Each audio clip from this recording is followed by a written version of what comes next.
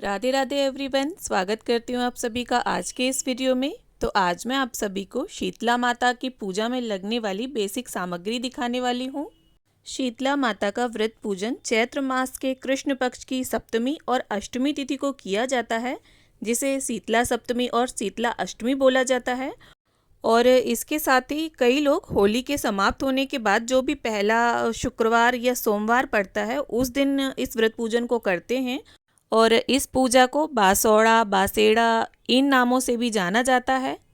तो देखिए, क्षेत्रीय परंपरा के हिसाब से सामग्री थोड़ी बहुत अलग हो सकती है, लेकिन यहाँ पर मैंने शीतला माता के व्रत पूजन की जो अनिवार्य सामग्री है वो दिखाई है।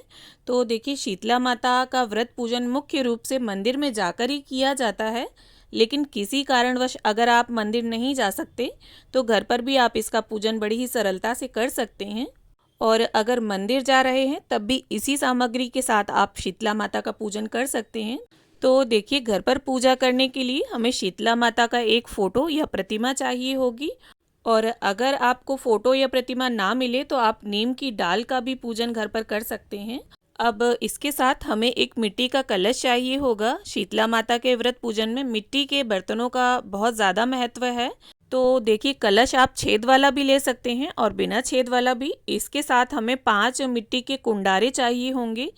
आप 5 से अधिक ले सकते हैं, जैसे 7 ले लें, 9 ले लें, या अगर आपको कुंडारे ना मिले तो आप इनकी जगह पर मिट्टी की सराइयाँ भी ले सकते हैं। और शीतला माता के व्रत पूजन में मिट्टी के बर्तन इसलिए प्रयोग किए जाते हैं क्योंकि मिट्टी के बर्तन काफ़ी शीतल होते हैं।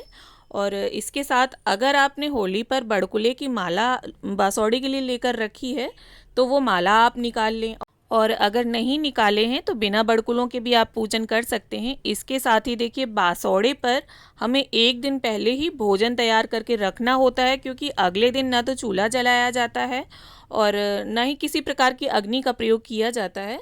तो यहाँ पर देखिए, मैंने पूड़ियाँ, गुलगुले, चावल दही सबसे ज़्यादा मुख्य होते हैं। इसके साथ देखिए, बहुत सी जगह पर 5 तरह की दालें भिगोई जाती हैं, और हमारे यहाँ देखिए चने की दाल और बाजरा भिगोया जाता है। इसके साथ गुड़, बताशे, कुछ मीठा भी हमें ज़रूर रखना है। और ये सारा भोजन हमें रात में ही तैयार कर लेना है। देखिए, इसके साथ साथ आप जो भी कच्चे पक्के पकवान बनाना चाहें वो बना सकते हैं, लेकिन हमें सब कुछ रात्रि में ही बनाकर ठंडा और बासी भोजन ही अर्पित करना है। इसके साथ माता को अर्पित करने के लिए यहाँ पर मैंने पीले रंग की एक चुनरी ले ली है।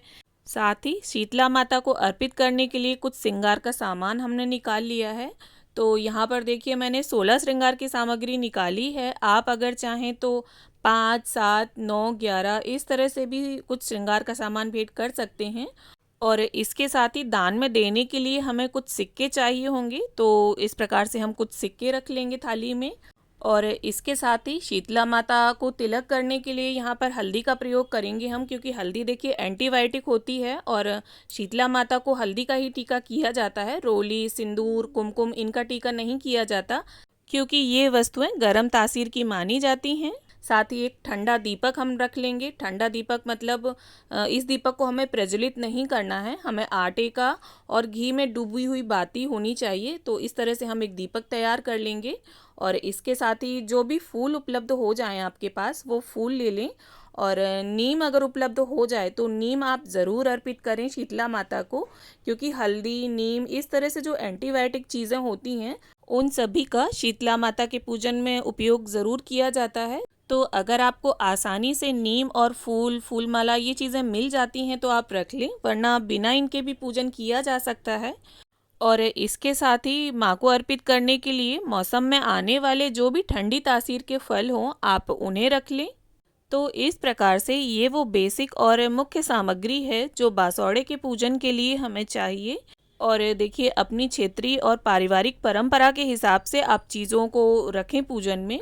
और अगर आपको कोई बताने वाला नहीं है और आपका पूजा करने का मन है तो आप इस सामग्री को देखकर भी अरेंज करके पूजन कर सकते हैं।